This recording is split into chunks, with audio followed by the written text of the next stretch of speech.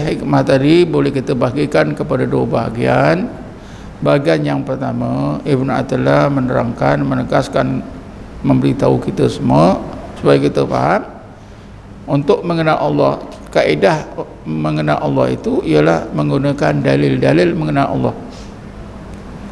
Antara dalil mengenal Allah itu apa dia? Dalil nakli, ayat-ayat Quran. Nah, tadi saya bacakan 3 ayat Quran daripada surah Yunus, ayat 62, 63 dan 64. Dari ayat-ayat ni kita kenal lah ciri-ciri wali Allah. Bukan mana dia wali Allah antara kita, ciri-ciri wali Allah, supaya kita jangan keliru. Orang kafir pun kita kata wali, kan ada masyarakat kita kata dia itu wali, tapi wali jenis kafir lah. Wali Allah juga ada pula orang kafir jadi wali Allah. Dah kafir mana jadi wali Allah? Jadi menurut apa yang disebutkan dalam ayat Quran tadi, Bismillahirrahmanirrahim, ala inna awliya Allahi la khawfun alaihim wa lahum yahzanun. Ketahuilah sesungguhnya, ini Allah Ta'ala mengambil perhatian, supaya mengambil permohonan Allah Ta'ala ini bila sebut ala inna itu, Allah Ta'ala mau kita semua ambil perhatian berat. Apa dia? Wali-wali Allah itu tidak ada apa juga yang menakutkan mereka kecuali Allah, dan mereka tidak akan berduka cita. Daripada ayat ini kita dapat tahu, tuan-tuan, yang pertama kedudukan wali Allah.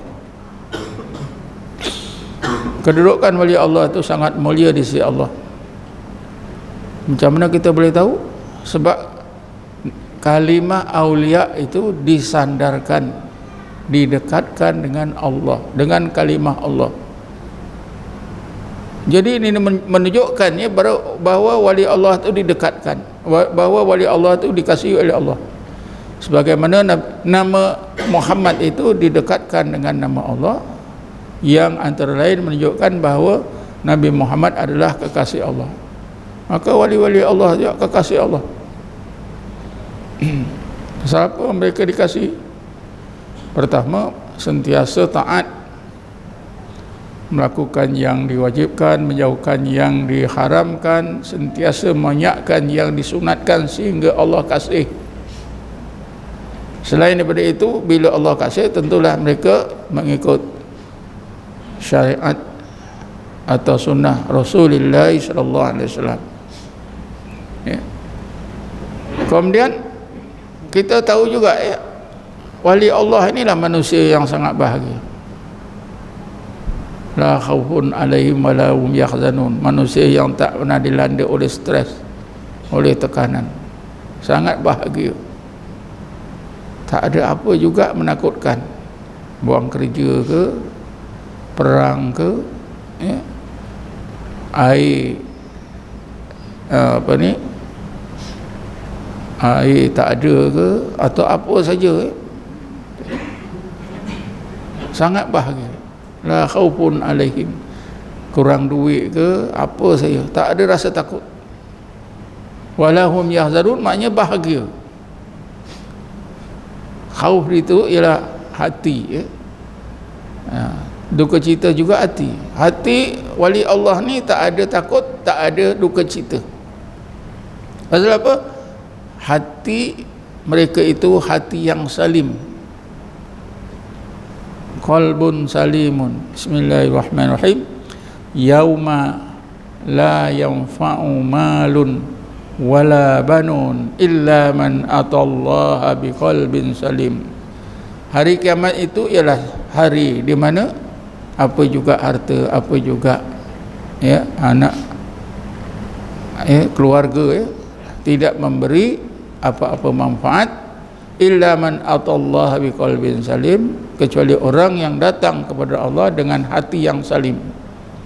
Hati yang salim itu ialah hati yang hanya Allah saja, hati yang di dalamnya hanya Allah saja.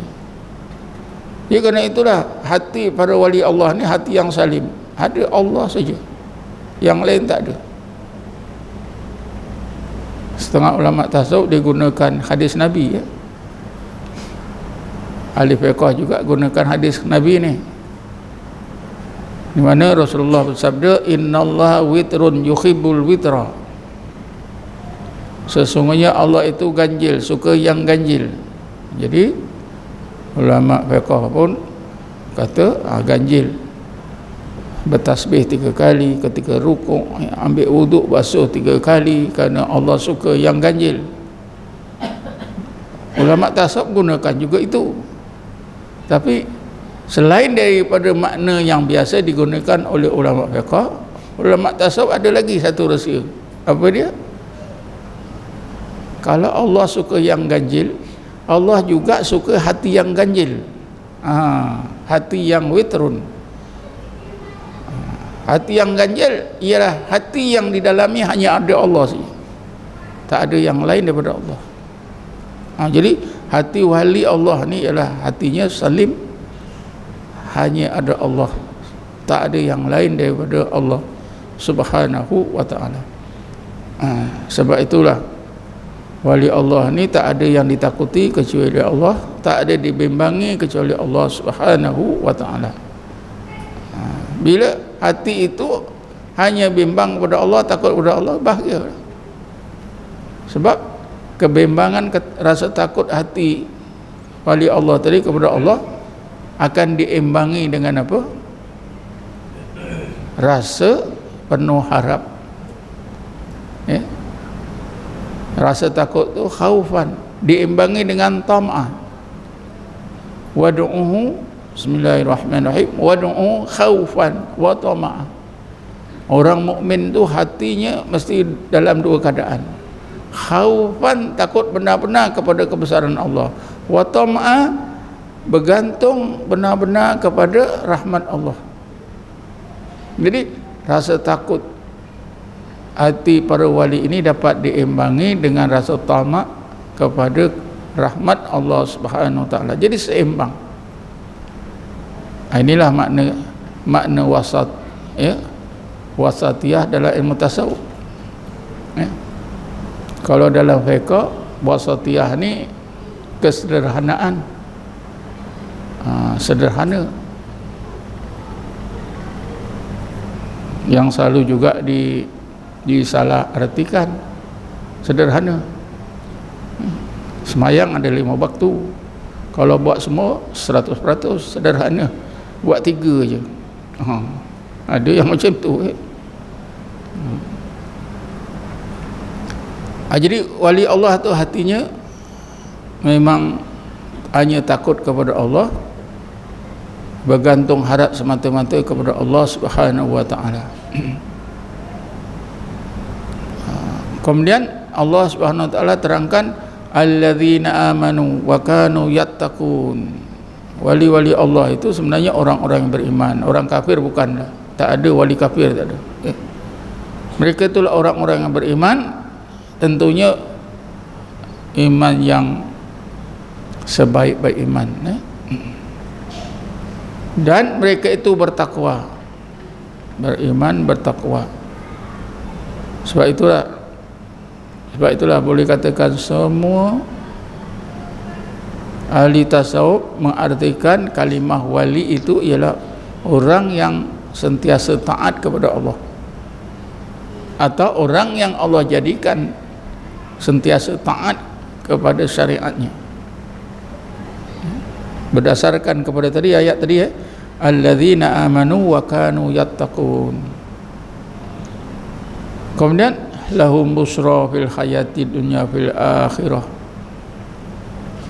Mereka bahagia kerana di dunia ini mereka telah diberitahu oleh Allah, disampaikan berita yang menggembirakan hati, yang benar lagi menggembirakan, bahawa mereka akan diberi balasan sebaik-baik balasan, dikurniakan oleh Allah sebaik-baik kehidupan di dunia dan di akhirat. Inilah wali Allah. Tuan-tuan dan puan-puan sekalian, berdasarkan kepada ayat-ayat tadi dapatlah kita mengenal Allah. Betul lah, dalil mengenal Allah ialah antaranya ialah dalil nakli. Dalil nakli itu ayat-ayat Quran. Kita mengenal Allah pun menggunakan ayat Quran. Selain dari ayat Quran, hadis, ya. Ada banyak hadis, antaranya hadis qudsi, ya, yang selalu digunakan oleh para ulama ketika mereka menerangkan siapa itu wali Allah. Maka hadis Nabi ini biasanya digunakan. Hadis ini diriwayatkan oleh Abu Hurairah, terdapat dalam kitab Sahih Bukhari, ya, di mana Allah SWT menjelaskan, Allah berfirman, man adali waliyan faqad adzantu bil harbi. Siapa yang memusuhi seseorang waliku, nasihat aku akan istiharkan perang terhadapnya. Karena tadi dah disebutkan, ya, wali Allah itu orang yang disayangi oleh Allah. Kalau kita membenci wali Allah, Allah benci kita. Dengan menggunakan bahasa, Allah istiharkan perang, sangat bencilah.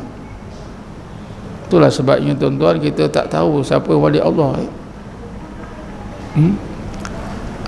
Kadang-kadang bapak kita wali Allah, kita tak tahu, kita lawan bapak kita, ya. Kadang-kadang jiran kita wali Allah, kita bermusuh dengan jiran kita. Boleh jadi semua. Sudah digambarkan dalam Quran, ya. Anak Nabi Allah Nuh, ya, dia lawan bapak dia. Isteri Nabi Allah Lut, dia lawan Nabi Allah Lut. Itu kan sudah, walaupun, ya, contoh yang sedikit, tapi itu gambaran begitulah. Gambaran begitu. Kalau Abu Lahab, Abu Jahal tu lawan Nabi sampai sanggup matilah, terkorban. Mungkin juga kita tak tahu, ya, lawan, ya, lawan wali, musuh wali.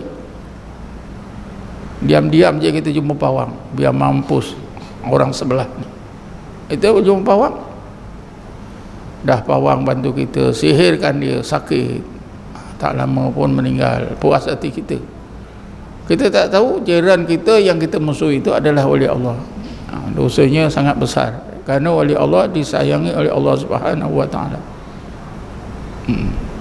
Kebetulan pula Rasulullah ada bersabda, ya, orang yang paling banyak menghadapi ibtila, cobaan, ialah nabi-nabi dan rasul-rasul dan orang-orang yang seumpamanya.